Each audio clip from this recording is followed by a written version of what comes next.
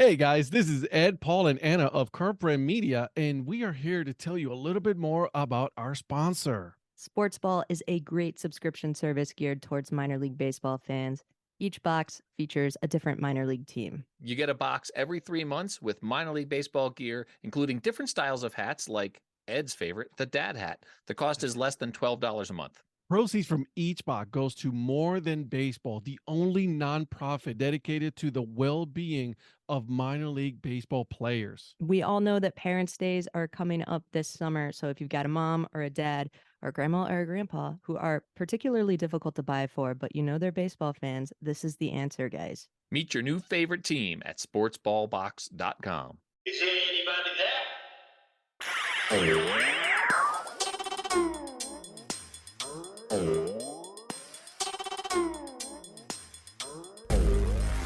What's up, Deadhead crew? Ed here.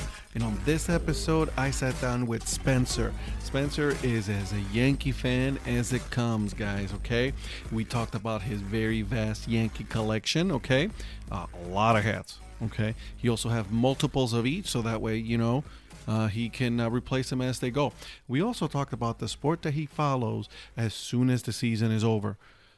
Has been usually in the past for Yankee fans later in the season. Unlike myself, who is a Guardians fan, we end our season a little early. But without further ado, guys, I give you the episode. All right. Well, I want to welcome you guys to yet another episode of the Dad Hat Chronicles. And with me today, I have a special guest, someone who I've been trying to get for a while, and we finally were able to, meet through the magic that we called Zoom.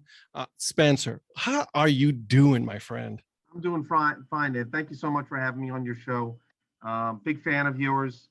Happy to follow you on Twitter, and really excited to be here tonight. Really happy to talk some hats. Yeah, you know what? And that's what I'm here for.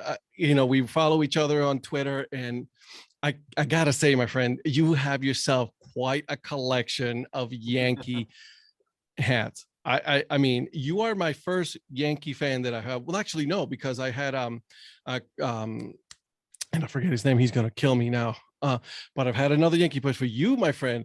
You yourself are a super fan of the Yankees, aren't you? I would say so, definitely. 22-year season ticket holder, now a 23-year season ticket holder.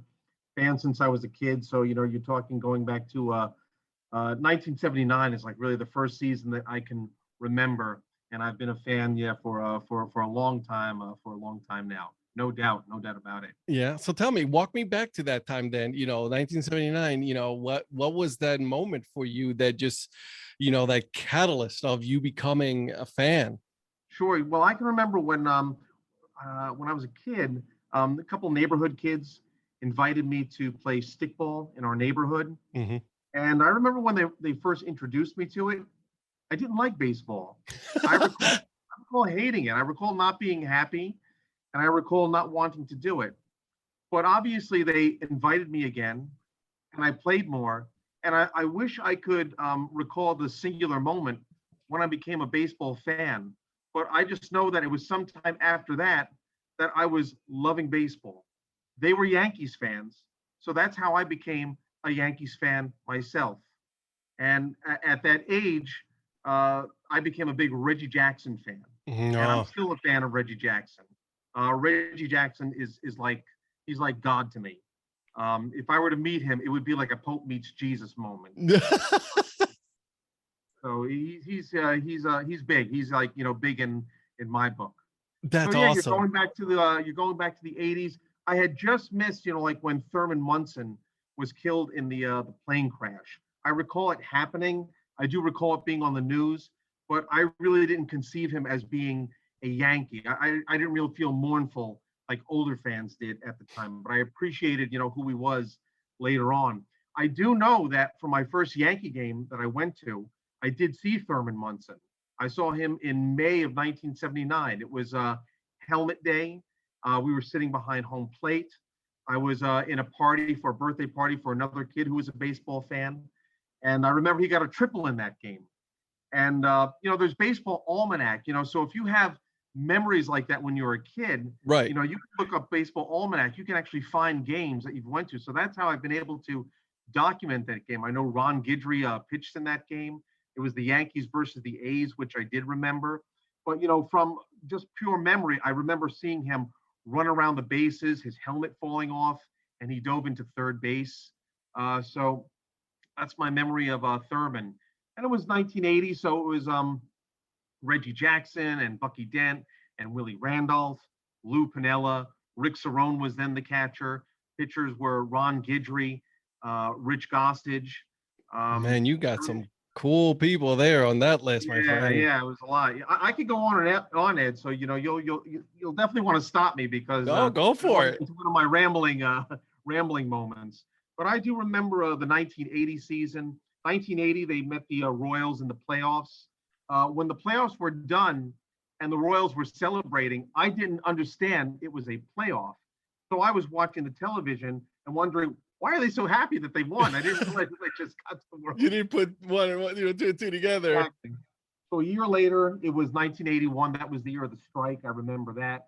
I remember them resuming the season with the All-Star game in Cleveland. I remember that was the game where Gary Carter hit 2 home runs, beat my American League 5-4. It was the split season. That was the first year that we had a division series. I remember that division series. It was with the Brewers, who ironically lost tonight, but the Yankees beat the Brewers in a 5-game series back in 1981. Then they went on to sweep the Oakland A's. And I do remember the 1981 World Series, and it was exciting. I mean, you associated the Yankees with World Series. I was heartbroken when they lost. I remember the night that they lost. I was in my parents' bedroom watching the game. I remember it was only 4-1. Willie Randolph had hit a home run in that game. Yeah. Then the Dodgers, they went on to, break the game wide open. And before the game ended, my father saw I was really down about it. So he said, they're going to lose, Spencer. So let's just go to sleep. So I went to bed very dejected. Of course, little did I know that it would be not until I was an adult that the Yankees would go back to the World Series and, then get to experience it as an adult. But yeah, I remember some lean years, as a Yankee fan growing up, 82, 83, 84, 85, have good memories of 85. And there were some lost years also, Ed. I think around the 90s, and it wasn't because the Yankees were bad, but that was sort of my coming of age period. Yeah. College, I was busy with studies. I really wasn't following the Yankees, but it was also because you're sort of learning that, players come and go. When you have players that you love, you think they're going to be there forever. You can't conceive of them ever leaving. So what really did it for me was when Willie Randolph was finally traded from the team. I think that was 1989. I thought, wow, it's not the Yankees anymore. And so that's when I had some empty years where I really wasn't following too closely. And it's crazy how, even nowadays, myself, I follow the team, right? Because we just cannot get enamored with a player because, and if you're like in Cleveland for us, right? We're a small market team. We know that, prime example, Francisco Lindor, right? We knew as much as we wanted to deny it that he was not going to be here because we knew that he was just going to get a large pay that Cleveland was just not going to be able to afford it. So I think it's following the team instead of the players now, you know. It's hard for me to conceive also, Ed, because I have seen, baseball change in those years. And I've seen it change where the economics are a lot more evident to fans and a lot more impactful on teams. For instance, when I was a youngster, the A's, the Pirates, those were great teams. I remember the 79 Pirates. I remember them winning the World Series. Sidebar, my mother, she was born in Pittsburgh. So there is a bit of a Pittsburgh connection. I got a little bit of love for the Pittsburgh Pirates. But, there was a time when they were a great team. They were the cream of the crop. Oh, absolutely. Absolutely. To see what's happened to them over the past few decades. Right. Not just them, but the Orioles as well. Orioles, the Oakland A's. I remember when the A's were hot stuff. They were the team of the West. You feared playing the A's when the Yankees would go out to the West Coast because you knew that they were going to play tough and they were going to be difficult. And then, of course, you remember the 1989 season, 1990, 1991. I could never have conceived that they would reach a point where it was hard for them just to be able to stay in Oakland and to sign players and become, the subject sometimes in mockery fashion of being, a Moneyball like team. So that's what I've seen, and I sympathize with teams like, the Indians or the Tampa Rays, because I do appreciate, like, fans of other teams, and I like that they feel the same energy but for a different team compared to me. So I do feel for, fans of those other teams when they can't sign those big players and the team can't do everything they can to, it's not just an issue of spending money. You really got to watch your nickels and dimes to put those teams together. So I definitely feel it. Right, and I think I'm in the position where I want to see baseball have a salary bottom, right? There has to be a minimum amount that a team has to spend on players in order to, because obviously you see, the last couple of years, you got the Orioles, you got the Pittsburgh Pirates, who are just constantly are at the bottom of the list, not spending money, right? Yeah. In total futility, right? I don't know if I'm right. I don't know if I'm wrong, but I would like to see a bottom and then a top, just to see an even playing ground, just so that way there is a more of a, teams being able to make it into the playoffs and then, are able to sign those players that they develop throughout the minor leagues, Right. Yeah, I agree. I'd like to see there be something. Now, for me, I'm a fan that knows enough to know that I don't know everything there is to know. So I try not to get into, what should a team do? Who should they fire? Who should they hire? I try not to get into that. I always sort of imagine, what if I was, like echoing my opinion right in front of the general manager, not even just of the Yankees, but any general manager. Because I know if I start giving my opinions like all of us fans like to do, right, they'll probably turn around and they'll probably school me a good lesson on why you can't just go out and sign this free agent and you can't just trade for this guy. And you have to consider, these options that these players have. And you have to consider all these little things that we're not aware of as fans. Absolutely. And yet we all think that we can be general managers, we're arm couch, general manager. And if we were put to the test, we're like, we probably, 10 out of 10 would fail at being a manager of a ball club. I completely agree. I just give my opinion and then I say, but hey, good luck. You guys can do it better than I can. I know that, I'll never be able to do that. Yeah, listen, opinions are fine. I respect opinions. You got to do that. If they're really outlandish, you don't have to be totally respectful of that. Right. I was like, okay, listen, your opinion, I respect everybody's opinion, but that one's kind of crazy. Let's be honest. I'm sure you see on Twitter, like in Yankee universe, the large, the sentiment of fans is fire the manager Boone and fire the general manager Cashman. In my opinion, I don't think that's going to happen at all. I understand how Yankee fans think. I understand their feelings about it. But again, I also know there's a lot more to it than, the owner just saying, okay, we had a bad season. We didn't get as far as we wanted to in the playoffs. I'm firing my general manager, firing my manager, and I'm going to get a whole new team, front office. Team. That's a lot. It's a lot easier said than done. And I also look at it as the Yankees have a different kind of expectations than other teams do, right? Yeah. So playing in New York is obviously it's not an easy market to play in, and so there has to be a level of expectations that we would normally have in Cleveland. Like if you were to say, tomorrow, hey, we're going to fire, Chris Antonetti and and Francona, we would be like, yeah, okay, they didn't do any good this year, we get that, but in New York there has to be a different.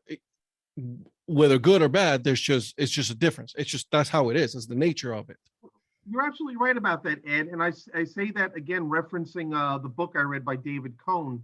And in it, he does write about how playing in New York is different. Playing in New York takes a lot of adjustment, and playing in New York is challenging, and not everybody is able to succeed there. So there is truth to that. Lindor, for instance, as we mentioned, Lindor struggled this year, but I think he's going to do better in future seasons. And I actually felt that for him with the Mets, this whole season was really like his first run, his first taste of New York, dealing with all the distractions. And now that he's had a year under his belt, I think he can acclimate to it a little bit. And I think he'll be better prepared for next season. I hope so, because he didn't, make any friends with a lot of the things that he pulled off. And, as he was leaving Cleveland, a lot of the things that he started to say and that, saying that he did while in Cleveland, it didn't leave with a good,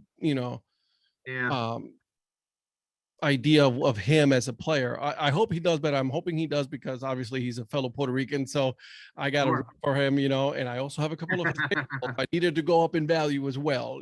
Got to leave something for my kid. So let's talk about your collection. You got a vast collection of New York Yankee hats, and I'm sure there's not just that, because you also have some Brooklyn Nets and all this other stuff. Yeah. Tell me, how did you come about started collecting those hats? What got you started? I've always liked hats. I know when I was a kid, I liked looking at pictures of me, wearing a Yankee hat. So I've always had an affinity for it. Then there was a period, when I had a few hats, scattered in the closet. I used to be one of these guys who would never wear anything except the on-field navy blue Yankee hat. I would never think to wear a hat, in any different color. I used to scathe, like when they would have the special event days, Memorial Day, 4th of July, and they'd come out with different hats. I'd say, boy, I wouldn't want to be at a game, where they're not wearing the conventional uniform. Right, exactly, yeah. But for me, I pinpointed at this. When I met my wife before we got married, and actually even after we got married, she was into online shopping. We're going back to 2012, 2013, and she'd be on her computer and she'd be buying stuff. And my disposition was, I'm just not into that. But then one day I just got the curiosity bug. And on that same day, I thought, why don't I go look and see where I can buy hats? Oh, man. And I thought, okay, let's try to find lids, and it wasn't too hard to find them. And then I went online and I saw all the caps they had. And then I said, well, I want to see the Yankee hats they have. And of course, I enjoyed scrolling down, looking at the different styles, looking at what you could get. What I really liked was eventually you would come across the clearance sale caps. Oh, yeah. And that rang a bell. You thought, gee, like this hat, would sell for $34.99, but now it's on sale for $20, or it's on sale for $15. Check. So you gotta get it. So definitely discovering online shopping and discovering lids online was very significant. That was around 2016. I remember, shortly into it, around right after New Year's in 2017. They had this massive sale. They had like caps on sale for $1. Yep. Oh, man. I mean, it was ridiculous. So there were all these caps, which really looked neat to me. You're thinking, why isn't anybody buying this cap? These caps look great. They fit my size. Yeah. I mean, I can't believe it's here, So I remember on one day I bought like 30 hats. Oh my God. But I mean, I got them for like, $1 here, $1 there. I buy them in duplicates. The word duplicate, that brings up a little something about me. Sometimes when I put my hat on, I like to look at the hat as a piece of clothing. And one thing about me is I like things to be brand new. You're not really going to find a lot of caps in my collection that are old and beat up and torn and worn. I like things to be brand new. It's kind of like, when you get that shirt, you love that new shirt you have, it looks great. Then 2 years later, it's faded, it's been through the laundry a couple of times. And I didn't want that happening to my hats. I didn't want to look at my hats, like an old shirt. Right. So I thought, I'm going to buy duplicates and I'm going to get myself, the same cap in as many duplicates as I can. And then after about 4 years, I'll discard that cap and I'll replace it with a new one. And in that way, it'll be like having a brand new cap. So Nice. buying all the duplicates also helped with the accumulation of the collection. And like you said before, I always just fancy like starting every year with a brand new on-field Yankee cap, and that's what I've been doing for about 5 years now. And again, credit Lids. One of their stores in New Jersey one time was closing. I happened to go in there, and they had caps on sale for like 70% off. I got all these Yankee hats for like under $10. I mean, it was, how could you not, you capitalize Listen, on when this that. excel that good, you got to take advantage of it. Absolutely. Absolutely. So I definitely took advantage. I took advantage of that, and I took advantage of just being patient, waiting for caps that would be on sale for $34.99 to go on clearance, and then get them for $20 or $15 or $5 sometimes. Yeah, That's how I did it. absolutely. You have to, because Yeah. let's be honest. Your style that you collect is mostly the 5950s, correct? Yeah. Right. And those are not cheap. They're $35 for a brand new one on, regular day, Back then. Now they're going for almost cheap one 40. is 39. Yeah. Yeah. Now they're above 40 now, which is, that was one reason I started accumulating my caps too, was because not that I really foresaw it, but part of you thinks, you're buying these caps now, they're $34.99. But I remember when a 5950 was $31.99. And I remember when it was $28.99. I remember when it was $24.99. So, the trend is that it's going to go up. So I'm not surprised to see, caps for the prices they are right now. And that was one thing that I thought, let's accumulate a lot of caps now, and I'm not going to pay for it, in the Later, future. yeah. I'll pay for it less. Exactly. That's So, super smart, because right now, man, listen, even for my hats, I definitely go to the sell section first. I make sure that I go and check on the settings, and I make sure that I'm Yeah. like, okay, let's go to start from the lowest clearance section first, Yeah. and then move on. Because listen, and that's how I got into the point where I've got way too many hats at some point, Yeah. but it's okay. Listen, it's a conversation starter, right? It's, Sure. your hats is the same thing, and the beauty of collecting is that, you and me are talking about collecting hats right now, but you're collecting a 5950 New Era, where I'm collecting a 47 brand for the most part, Yeah. adjustable hat, right? Yeah. But we can both appreciate the fact that we're both collectors. Yeah. And then I've got I'm not restricted to 5950s either. I've Right. got a lot of snapbacks. I've got a lot of these dad hats. I got a nice big bag of dad hats in the garage. 3930s. I got a whole stash of those. If you got 'em like it, all. go for it. Yeah, absolutely. That's the way. I I look got at some it. new eras myself. I got some 920s. I got some the OC Sports. So I mean, there's because when I started this whole collection, a lot of the independent minor league ball clubs don't have the 47 brands, right? So Yeah. I blame myself for doing this, but at one point I was like, nope, I'm only going to collect the 47. That's all I want. That's what I need. Yeah. And I got to miss out on a lot of other teams because of my foolishness, right? Right. So now I'm like, no. Do you have an adjustable dad hat? Right, because that's what I collect. Do you have it? Yeah. Yes. Okay, cool. Right. So let's do it. And that's the beauty of collecting right now. So Sure. have you counted your hats? Yeah, I've done counts on. I haven't done one recently. And like our friend Hardy the Hat Guy, and really like any other collector, I've got my own method Yeah. for keeping track of them. The total amount exceeded 800. I know that that number has changed because I have bought a few hats, but I've sold some hats or I've discarded some caps. So it's really not my goal to go through my lifetime, accumulating, a massive amount of Yeah. caps. I buy the caps because I like them, and I buy the caps because I like to wear them. I'm not a cap collector, for the sake of buying a cap that I want to hang up on a wall or something that you might find in a museum. The cap, you wear it. Oh, I Wear wear it out. all of these. They're hanging on my Absolutely. wall, but I better believe that I'll be wearing. I have worn every single one of these hats. Yeah. And that's the thing for me also. I plan on living a long life, Ed. I plan on living to at least 90. So I've got, enough caps to get me into my 70s, Maybe by then I'll hold on to caps, for more than 4 years or so. Okay. Love But it. by then, I expect the cap collection to dwindle down. Right. That is At some point, I was like, okay, it's time to start giving them away, start passing it on to other people. as best as you can.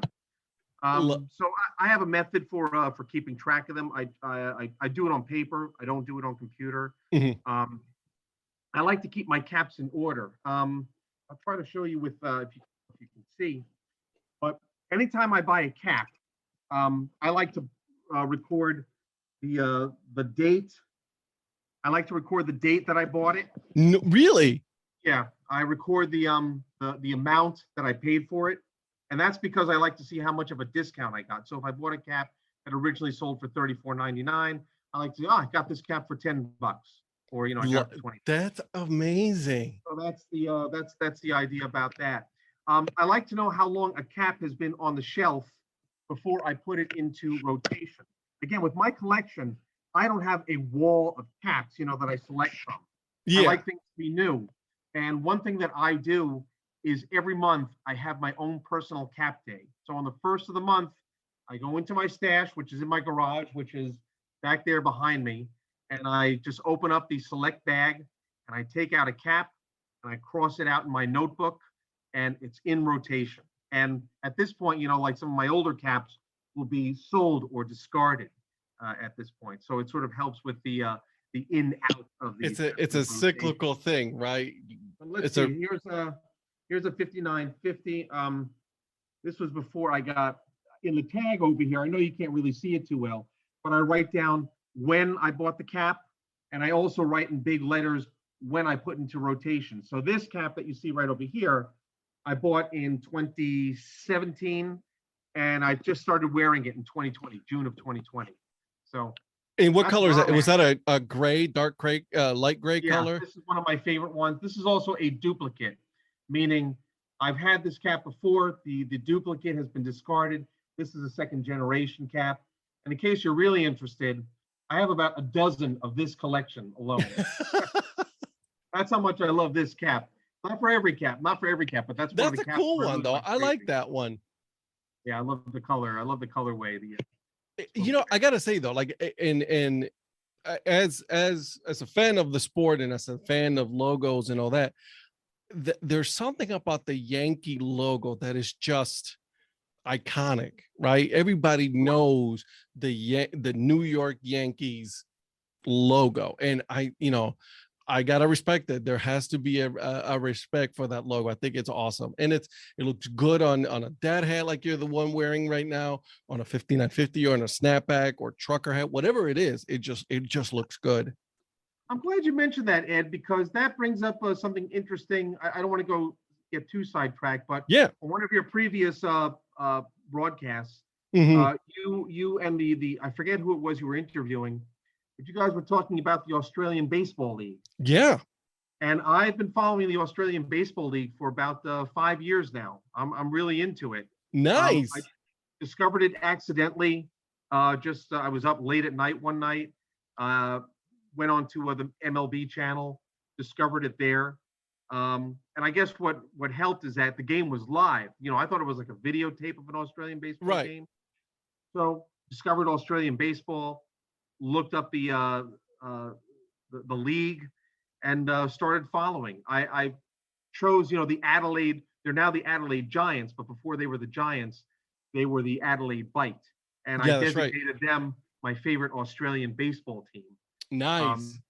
And that's kind of fun also, it's like because the broadcasts are done on YouTube, you can chat with other fans on YouTube. The announcers will sometimes read your chat. But getting to what you were saying before, like when I'm watching an Australian Baseball League game, I am amazed when you see fans sitting with Yankee hats and Dodgers hats, Royals hats, Rays hats, Indians hats. Mm-hmm. You see it there, and it's just amazing to think, boy, this game is happening more than an ocean away, half a world away from me, and you see the teams that we like there. It's just amazing, like the reach of Oh, base, the absolutely. reach of MLB. Australian League, you're talking about the Korean League, and Japanese, there's so many countries that play the sport on either a professional level, semi-pro. Like, Puerto Rico has its own professional league, and they also have their own minor league system as well. And they're all Mexico, right? Yeah, The Mexican league is a crazy good league. yeah. I think I want to say that Manny Ramirez at one point was still playing there, and so was Bartolo Colon was still playing at his age. I'm like, God bless you for that. You Yeah. have the opportunity to go and play, so go And for Manny it. Ramirez, was looking forward to him playing for the Sydney Blue Sox this year. It didn't work out, unfortunately. And I saw an interview with Manny. Great guy, Manny Ramirez. Mhm. I like him. He would have been helpful to those Australians. No, was it just a contractual thing that just because I did see something about it, it just didn't. I don't recall the details of it. Mhm. It was around the time COVID Yeah. happened. I'm sure COVID had something to do with it. He was looking forward to it though. Somewhere out there on YouTube is the interview with him, and it's an extensive interview, and it's worth looking up and worth watching for Manny Ramirez fans, and really getting to hear him talk. I think Manny Ramirez, he gets like a bad rap also. He hasn't done all that many interviews. People disparage him. Non Red Sox fans, non-Indians fans, will disparage him. We've seen it, but when you hear him talk, he's a good guy. He's a good guy. In the world of the internet, right? There's so many, people out on the Twitter or Facebook or anything that like they think that they're, bigger than what they are, and they started disparaging players and, all that, which why? Yeah, keyboard warriors. Right, exactly. I'm all about I the did have to- positive, I man. want to show this in the spirit of the Dad Hat Chronicles. That's my Adelaide Bite dad hat. The shipping fee was quite expensive to get that hat. But Oh yeah, I'm waiting for, we were just talking about that because you were the one who said do it for the BC Lions, the Canadian Football League. They said, I was like, go ahead and do it. I bought it, from Australia. I had it shipped from Australia. I'm waiting for them to get the T-shirt that I want, and then I am gonna go ahead and bite the bullet, and I am gonna buy the T-shirt and the hat. So I am getting it. Yes, gotta support. So if you designate a team to be your favorite team, you just gotta accept it. A lot of Canadian fans, that I've spoken to, they say, hey, yeah, Ed, that's a normal thing. Love it. Look at that. This was a gift from one of my Australian friends. Love it. I absolutely love it. So you said you're a season ticket holder, huh? Yeah. 22, just finished my 22nd year. Starting my 23rd year. I've made the deposits. So it's definitely going to happen. Hoping there'll be a baseball season next year. The CBA runs out. Yeah. During the 2020 season, seeing how difficult it was for the players and MLB to come together to come to an agreement, you sort of wonder if that's going to be not forgotten by the players, and if that's going to have any kind of effect on a new CBA. Again, I really don't like to get into CBA talk. I don't like to get into contract and stuff like that. Right, because you and me Why not? we're just not educated enough on what's going on with those contract disputes. Yeah. But I also know that if there's a chance that it could wreck the baseball season next year, it definitely makes me appreciate baseball. It definitely made me appreciate this season. Again, for Yankee fans, a lot of Yankee fans, saying they weren't happy with the season, and understandably too. Some fans saying, they wanted the team not even to make the wild card game, not to make the playoffs. To which my feeling was, if this is the last season we have in a while, you want your team to go as far as they can possibly go. I would ask them that, what do you think a Cleveland Indians fan or a Cincinnati Reds or Seattle Mariners were right there on the verge of Yeah. making the wild card if they would have given their left arm for that wild card spot, even if it's just one game?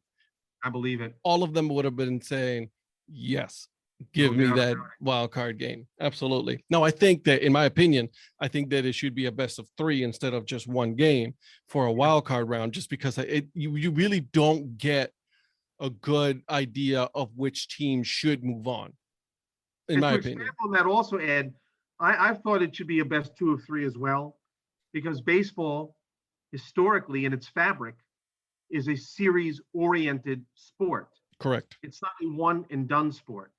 I've been to a few of the wild card games. I see the drama in the wild card games. But if you're a fan of the team that loses, it's not really all that fun. No, If it you're a isn't. fan of the team that wins, hey, it's a great thing. But even if you win, I can understand. It really should be a series, a best 2 out of 3, like they did last season. I was really hoping that they would continue with that this season, and I'm sure somewhere down the line they're going to want to change the playoff format and they're going to want to expand it. So I do see that in baseball's future. You want to grow the popularity, you got to do what the fans are asking for, right? I mean, they're asking for these things because what? They want to see more baseball. What? Yeah. Oh, it makes me so angry sometimes just to think about it, It's funny about baseball because baseball is renowned for being slow to make changes. to react to changes. Exactly. And fans are renowned for, as you just said, reacting to changes. No, don't give us a wild card. We don't want that. No, we don't want, 3 divisions. No, don't realign our teams. But something, every time baseball has made these moves, they've worked out. Yeah. And fans liked it. Now, there's been a lot of, unhappiness about the runner on second in extra innings, Mm-hmm. that rule. The 3 batter minimum for pitchers. For the pitchers, yeah. I think are a little contrived and we can do without. But I think, things like realigning or expanding the playoffs, everybody will complain about it at first. People will say, oh, you're watering down, the World Series.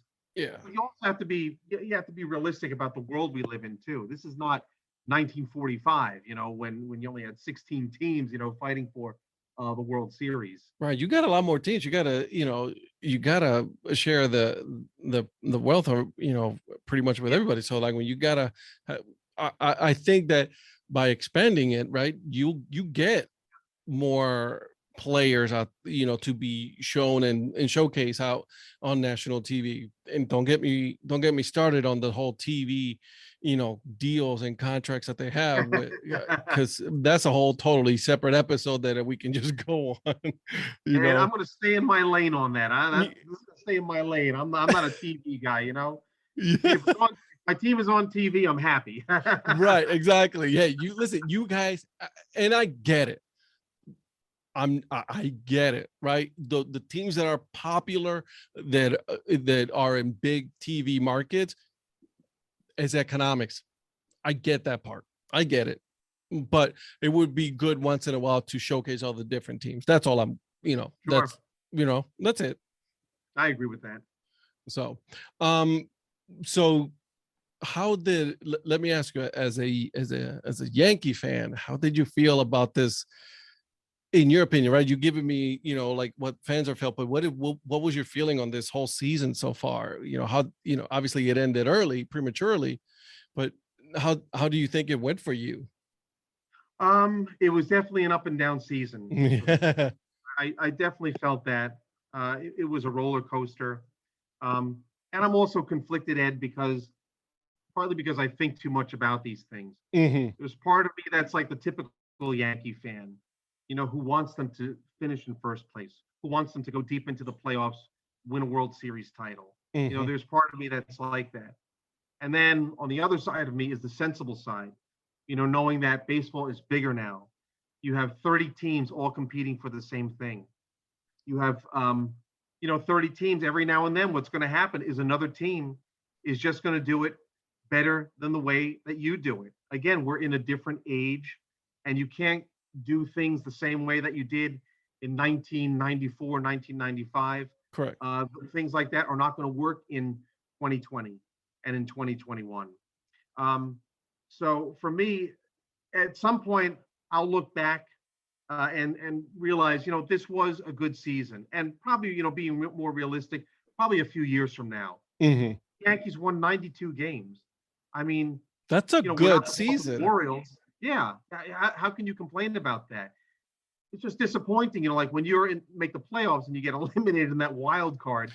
That is a real killjoy. Right. Sunday you're happy, you're screaming, you're euphoric because you made the playoffs. Mhm. By Tuesday, it's done. And not only that, you lose to the Red Sox.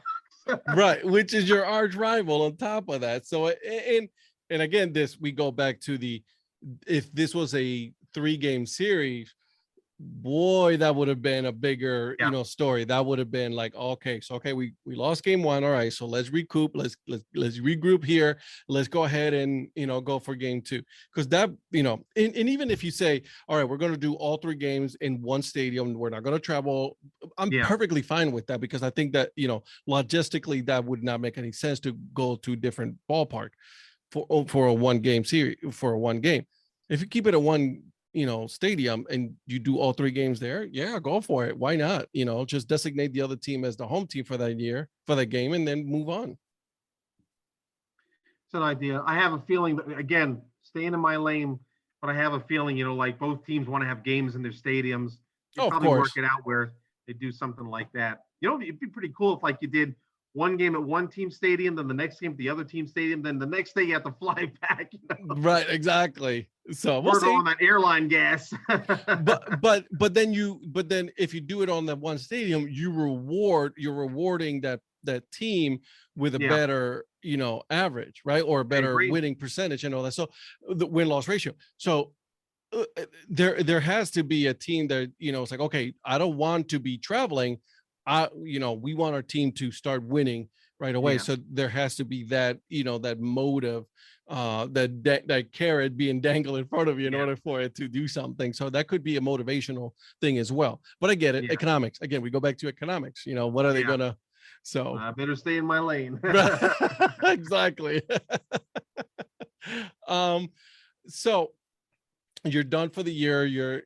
What is you're transferring into another sport now to watch another sport? You watching football? What are you doing? Yeah, well, I'm getting ready for the Brooklyn Nets. The Brooklyn Nets are, and again, that was another emotional roller coaster ride. Last year, there was a lot of good talk about the Nets. For background, I've been a Nets fan since 1995. Okay. That was maybe it was 96 or 97, whatever year it was that they got John Calipari as the coach. That's when I became a Nets fan. So I didn't just jump on the bandwagon back in 2002 and 2003 when they had Jason Kidd and they went to the Eastern Conference Finals and won those, and then they went to the championships against the Lakers the first time, and then against San Antonio the second time. I've been a Nets fan through and through.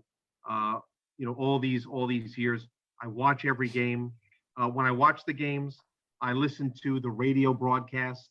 There's usually a time difference, between the audio and the video. But the reason I do that is because I'm a big fan of the radio announcers, Tim Capstraw and Chris Carino. They do a post-game show on Twitter. They take your comments. So I send comments to them. They read my comments all the time. They know who I am. They don't know me personally. I met them they know once, you. like 10 years ago. Like, here's our dentist, Spencer Schwartz, writing in, checking in today. So they know who I am. So you kind of have like a relationship with that. You feel like you're part of the team. And again, last year was like the first year that they really just took off. Yeah. We were the team that everybody was out to beat. The Nets opened up the NBA season. We played the first game of the season. We beat Golden State. They won their first 2 games. Now that may not sound like much, but they hadn't started 2-0 in 10 years. Oh, wow. Going back to 2011 when they went 2-0 at the Prudential Center and they were the New Jersey Nets. So just starting 2-0 was a big accomplishment. Right. And then they went 6-1 on the West Coast. They beat LeBron James and the Lakers in Los Angeles for a game. I mean, they had this unbelievable season. It was so great having Kevin Durant. And as they're playing along, you listen to the talk shows and you listen to the Twitter, and everybody's saying, yeah, the Nets are probably going to the playoffs. They're probably going to go to the title game. They're probably going to win the championship. Right. Yeah. In the back of my mind, I always knew that Milwaukee would be their biggest challenge. And I thought that because Milwaukee had unfinished business. They came they so already close. have 2 chances. It's so hard. Like when you have a team that's able to win a title, that window of opportunity is very, very small. And I think Milwaukee played with the notion that their window of opportunity was closing. And I think that motivation really helped them, defeat the Nets in the second round. Right. Yeah. When the Nets lost, I mean, that hurt, I mean, that was really crushing. The night that it happened, I remember I had to go for a walk in my neighborhood in the middle of the night, My Just to wife cool was off. downstairs, like, what's wrong? What's the matter, And, I just had to go out and decompress, from the loss, because I really bought into it. And now it's starting again. Everybody's saying the Nets are the team to beat. They're getting the hype. I'm trying to be cautious about it, but, I can't help but feel it could happen. But I'm still crushed from last season. It's like really hard Right. for me to get into it and get ready for the I think season. that will continue until the season starts. Once you start, then okay, let's go. We're all in. Yeah. Let me ask, because Sure. you're in that your team, and that you guys are in the market. How is the whole Kyrie Irving thing going for you guys? My view on Kyrie Irving, fans are definitely frustrated. Mhm. I'm frustrated about it. First of all, on the issue of him not getting vaccinated, I do want to preface that before I got on the show with you tonight, Mhm. there was a statement released Yeah. explaining, his reasons for not doing it. But in my opinion, the reasons for not doing it, the reasons explained by people, is what I call trying to make sense out of nonsense. And I read his reasons, and it's really not a justified reason No. for not getting the vaccine. So it's frustrating because, this team could start, moving forward and getting ready for the season. And you have a player that's making an issue that could be settled if he would just go and get the vaccine. I can understand, like, if a player is being told that they're not going to get a contract extension, they feel they should get that. Or if there's a social issue and they feel that the social issue rises above basketball, which I fully endorse and I fully understand. Mhm. Sidebar, Kyrie missed some games last year because of a social issue. And I fully understood it and I fully supported that. But this is something that's different. This is a public health issue. This is a virus that is in America alone has killed almost a quarter, 3/4 of a million people. Right. And I think that he could be such an important voice for people to follow, right? Because he has a big following on social media that could, that could benefit from someone like him, in the LeBrons of the world, right? I'm a person, I don't believe in having a sports athlete as someone to look up to. I think that should be left to people who are actually doing the work out there, nurses, doctors, police officers, firefighters, things like that. But we live in a world where a sports athlete has a voice out there, and should, whether you like it or not, you have a voice and people are going to listen to you, right? You should use it for good instead of being a distraction. And to get back on that also, Ed, see, there's the part of me also that says to myself, Kyrie Irving, I mean, he really shouldn't play basketball just to please me. Right. Oh yeah, for sure. other Yeah. fans. No. Right. If he's got some objection, to, the vaccine issue, I mean, okay, I know people out there are gonna have their reasons. I may not, agree with it, but there's that part of me. That's where I get conflicted because I don't want to come from Kyrie. You play basketball because I'm a Nets fan. I want the Nets to do well. Right. But if you want to, because he has one foot out the door and one foot in, right? Yeah. If you don't want to play, then don't play, so they can give that spot to someone else. Yeah. But he wants the attention, he wants the money, he wants to do that, but he wants it on his own terms. And unfortunately, it's a business. Yeah. You got, at the end of the day, like we said, it's a business. Yeah. And forgive me also. And I always try to remind myself, I watch them on TV. I may go to a game, but I don't know these guys. I really don't want to No, none of us do. None of us do. Yeah. Right. Not one of us do. So I get it. But that said, it's frustrating because, this is something that has a very easy solution, and the reasons, for not taking that avenue It's totally are so convoluted. It's making something difficult. It's complicating the simple. Right. Let I'm me sorry, add, you're gonna- no, it's fine. Absolutely. And it's true. It's a simple solution. It's as simple as that. Let me ask you, your collection is just, Nets and all that. Have you ever Sure. thought about, and this is where, the fan of the minor leagues comes in right here. Have you ever thought about doing any kind of, buying any collection of, besides your Australian team, any other minor league teams that you've gravitated towards, because you got a great team like the Brooklyn Cyclones and other teams over there. Have you ever thought about doing any collections like that? Oh, I wouldn't say collecting per se, but we go to Trenton Thunder games. Oh yeah, We live absolutely. very close to the Trenton Thunder. Actually, in this area, with the Trenton Thunder is the main minor league team that I'll take my family to, and that's Love it. fun. We didn't go this year, unfortunately. Mhm. Like they'll have something like Star Wars night, and I like the minor league games. I like, obviously it's less costly, more family oriented. We went to a minor league game. My daughter, she got an autograph from Chris Gittens, who eventually played for the Yankees. He played a little bit this season. So I like to, take out the picture of the autograph that we got from him. That's awesome. So that's what I like about the minor leagues. You never know who you're going to see. It's not really an issue of wanting to accumulate a number of caps. I mean, if the cap is nice, I'll get it. I just haven't really seen that many caps, to warrant going out and buying them. But I've got some Trenton Thunder. I've got some Trenton Thunder caps in my stash. I haven't put them in rotation yet, but they're going to be there. One of these days they're going to get selected. And one of my favorite Trenton Thunder caps is the two-headed dragon, which goes back to the early 90s. And I remember going to Trenton Thunder in the early 90s. I remember they played a game against the Reddington Phils. And there was a player on the Reddington Phils. His name was Essex Gas Burton. He was like a real fast guy. And he came over and he took a picture with me and my friends a little bit after the game. And it was so cool, And that's what I like about the minor leagues is that the players are a little bit more accessible. I do want to point out, I'd be remiss not to do this. Not as close, about 30 miles from where I live, are the Blue Claws, the Lakewood Blue Claws. Oh man, oh yeah. I would have liked to have gotten there.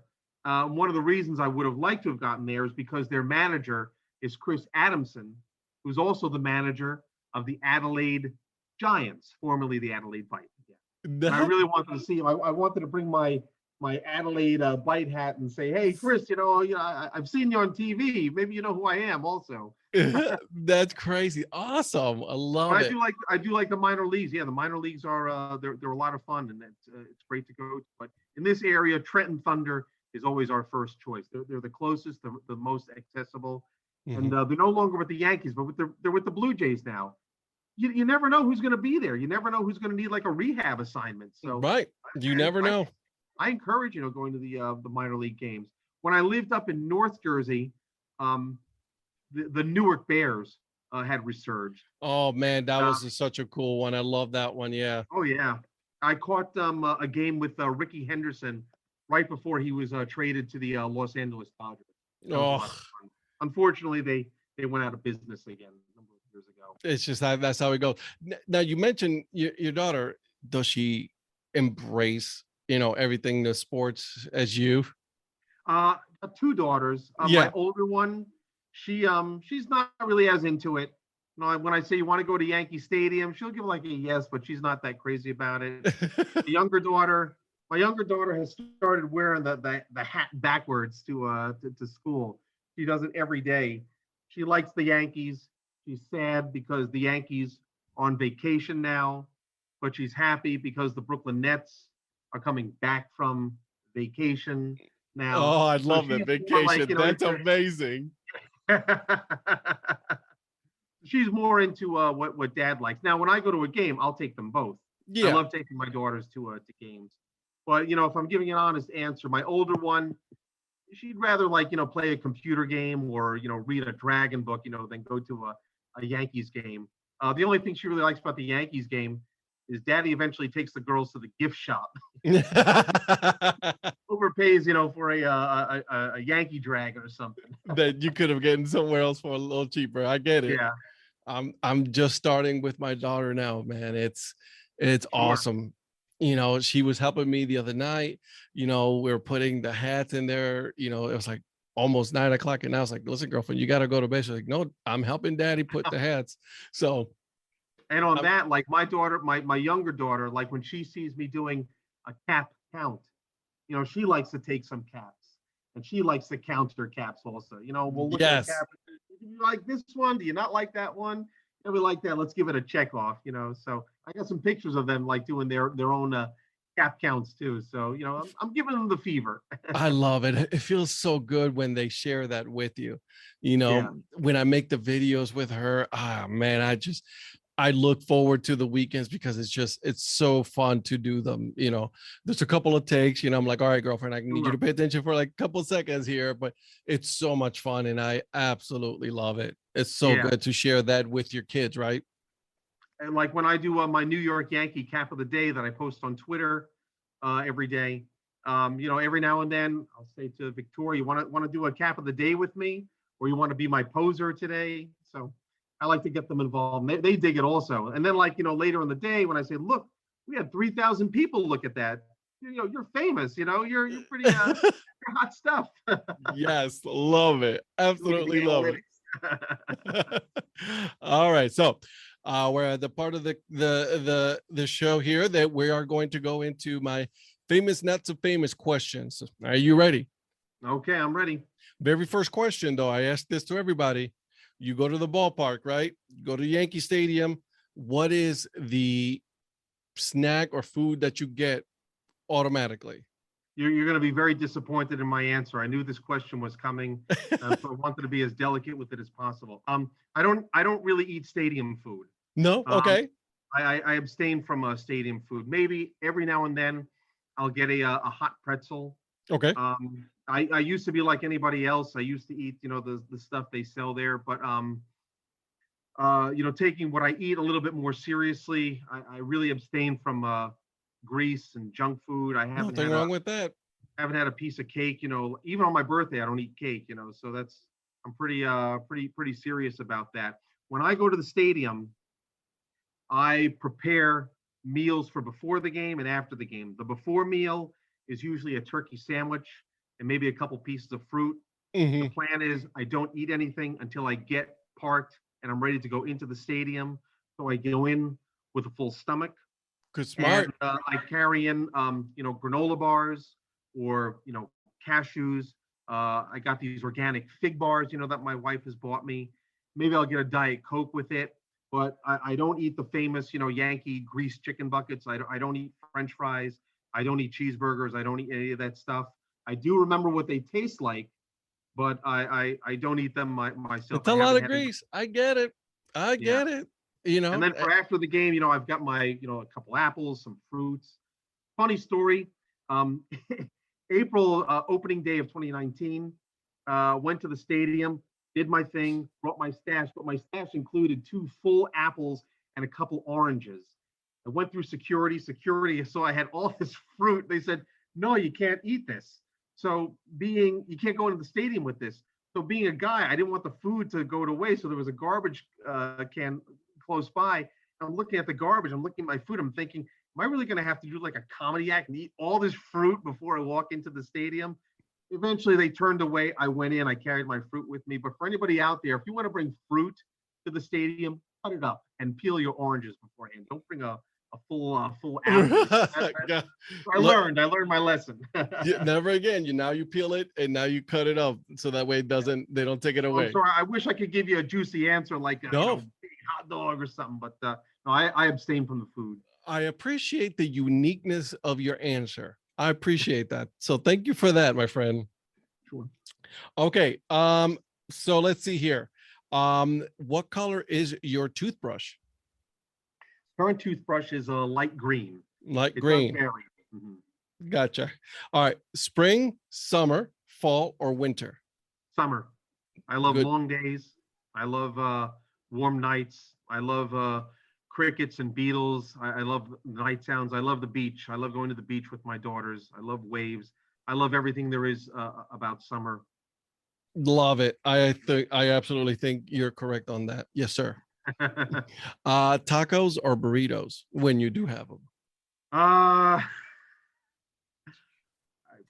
haven't eaten a taco or burrito in a long time. No, that's not true. I do get egg white burritos, so probably burritos. Good. I like it. I take it. We'll take it. Okay. Early bird or night owl? Currently, an early bird. There was a time in my life when I was a night owl. You get older, you get kids, things change. Night owl because one of the things I do, I know cap collecting. I know on Twitter I'm known for that, but music is really my thing. That's really like my whole. That's the thing that really defines me. And I write songs. I've been writing songs for decades now. So nighttime is really the time when the creativity really starts to get loose. It opens up, and it's just great. Like when you're up, 1, 2 o'clock in the morning, and you're writing down a song. It doesn't feel the same when you're doing it at 9 in the morning or 8 o'clock at night. I get that. Something about that nighttime energy when the cortisol is flowing through your body. It really gets you going. But these days, things are different. So now I'm a morning guy. Now I'm happy. The best days are when I can exit the gym and you finished a workout like at 6 or 6:30 in the morning. Those are the great days. Doesn't always happen, but yeah, weekends I'm up at before 7. I like to go for my bike ride, long bike ride on the weekends, short bike rides during the day. But I get up pretty much earlier than everybody else in my house. I'm the first one up. Same here. Usually 5:30 is my wake up time. There you go. In the morning, workout. It's like you said, it's the quiet time. Everybody's still sleeping. That's my time. Yeah. So yeah, I like it. I don't like to rush in the morning too. I like you wake up early, and I like having hours before I have to get in the car and go to work. I don't want to wake up, get dressed, eat breakfast, and then you're in the car and you're driving already. The rushing of it, yeah.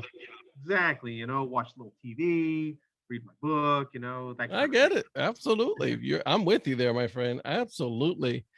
Comedy or drama? Oh, nighttime, I always like to have a good comedy. Yeah. Get relaxed, for the settle in.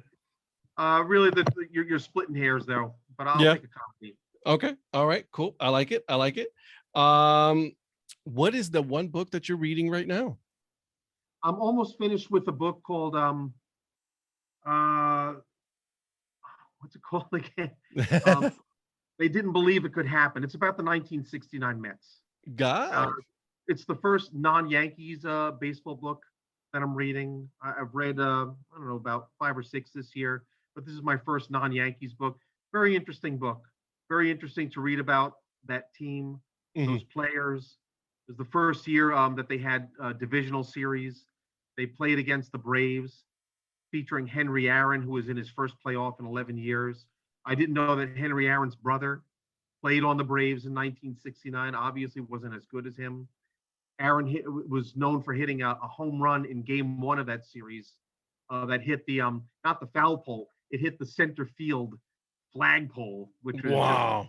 Yeah, so it's a very interesting book to read. I didn't realize that the owner of the Mets, their first owner, was Jean Payson, who was a woman. I didn't realize their first owner was a woman. So that's pretty pretty remarkable, where the Mets stand in baseball ownership history. That's it's a pretty good cool. book. Yeah.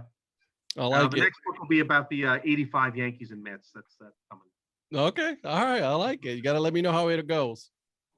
What is your favorite or Halloween costume that you've worn? I'm a typical guy. I put on a sports jersey, and that's my costume. I'm as uncreative as it gets. You want me to reminisce like when I was a kid? I would dress up as a dinosaur. Star Wars. I was big with Star Wars. I've gone as a stormtrooper, Darth Vader. Then there was my Kiss period, and I would dress up as the members of Kiss. I like Peter Criss, that was cool. But in the last few years, it's been pretty lame, man. Here's my jersey. That's my costume. I'm a sports player. Deal with it. it. I like it. Listen, at least it's a costume. Yeah, one less thing to think about, though. There you go. Okay, what is the one show that has been canceled that you wish they would bring back? Oh boy, I had an answer for this, and I certainly can't. I had an answer for you, Ed. I liked it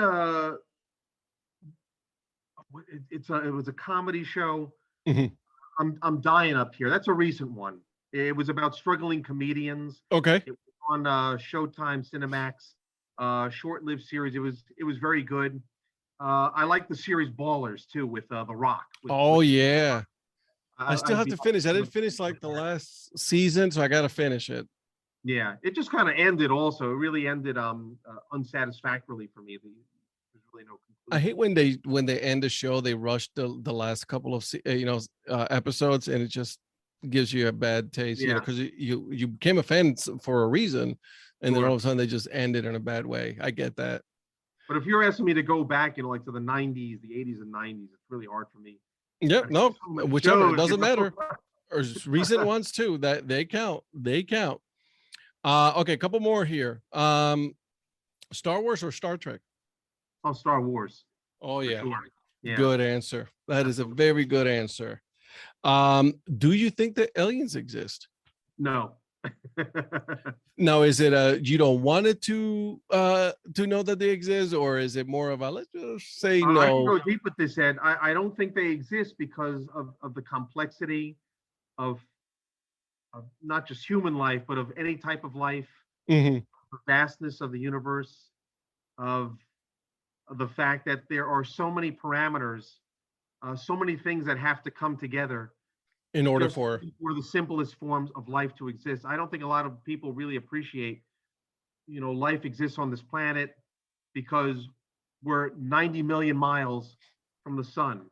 If we were 100 million miles from the sun, the world would be much different. Or if we were 10 million miles closer, life would be much different. There are just so many factors that go into, the formation of life on the planet.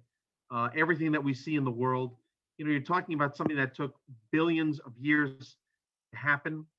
And it took a lot of things to happen by chance also. We have just the right composition of hydrogen atoms, just the right composition of oxygen. The Earth wasn't always a blue and green planet. The Earth was once a fiery planet also. Mhm. We're lucky that circumstances happened, that things changed, that gave us the world that we have today. So the question that I have is, what are even the chances of there being another world that has parameters, similar enough to Earth where they could even have, life on other planets? There's just so much for that to occur. As you can see, I have given thought to this. Yeah, This is you have. I ponder. I definitely think about things like this. I don't want to be negative. I don't want to be a downer about it. But if I'm being realistic about it, there's just way too much to happen, for life in, similar to us. I mean, not even just humans, bacteria, single-celled organisms. I mean, those things are complex in their own right. Mhm. And again, you want to talk about, you could go on about, hats and teams. I could go on about, the universe and, why there is or is not life on that. I like it. Hey, listen, everybody, like we were talking about it. The beauty of everything that we do here is everybody has their own opinion, and it's great. And I love that. I would be happy to be wrong about that also, Ed. So, one of us is eventually somebody's going to be wrong or somebody's going to be right. That's just how that goes, right? All right. Last question here. Okay. Tell me what the perfect Sunday looks like for you. Oh, the perfect Sunday. Wake up early. The weather is bright, sunny. It's cool. My daughters aren't fighting. Happy. She's in a good mood. Everybody's keeping her satisfied. And we go out and we do something of a leisure nature, preferably something where maybe we go for a long drive, like a little road trip in the state, maybe find a good hiking trail, a good lake to walk around on a crisp day. That's a perfect Sunday for me. That is a good Sunday, my friend. I like it. I like it. All right. Before we go, where can people find you on social media? Hashtag NYY cap of the day. And my handle is @musiciandmd. It's spelled MUZIXNDMD. Yep. And for anybody who's on Instagram, I don't know if you do Instagram, but I'm @United by Caps. I think that name says it all. It's in honor of the global nation of all of us cap collectors. I love it. I will make sure to follow. I didn't know you were on Instagram, so I will be following. I love it. Thank you again for coming on. This was a lot of fun. This was great. Lot of cool stories, and I can't say enough how much this was so much fun. I really did enjoy it, my friend. Yeah, me too, Ed. Thank you for having me. It's an honor to be included with such esteemed guests that you've had also. Hey, you're up there, my friend. So you're up there. All right, my friend. Take care. All right, you have a good night. Thank you very much. Take it easy. I hope you guys enjoy that episode with Spencer. Good dude. So make sure you guys are following him on Twitter and Instagram. I'm going to be putting the information on the show notes for the podcast, so you guys can go ahead and find it there. Before I go, guys, you guys already know, make sure you guys are giving this podcast a good rating, so that way it moves up on the rankings, as well as make sure you guys are telling one more person, so that way, hey, they know they can come and enjoy the episode just like you guys. Okay. Until then, keep on grinding, guys, and always make sure to support the minor leagues. See ya.